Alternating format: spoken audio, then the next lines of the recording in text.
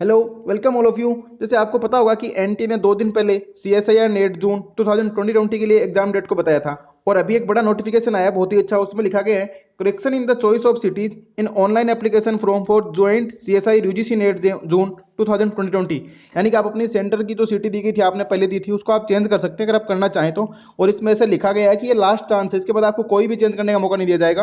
अगर आपको चेंज करना है तो आप 19/10/2020 से लेके 20/10/2020 के बीच में चेंज कर सकते हैं। 11:50 का ये लास्ट टाइम है। और ये कुछ कोविड-19 के चक्कर में कुछ स्टूडेंट्स की डिमांड के लिए था, तो इस वजह से इन्होंने सबके लिए ओपन कर दिया गया है। और इसमें लिखा है इसके बाद ये फर्दर आप कोई भी चेंज नहीं कर सकते। तो अगर आप ध्यान से देखें, अगर आपको चेंज करना है तो इस टाइम पीरियड के दौरान आप चेंज कर सकते हैं और अपने दोस्तों को जरूर बताएं।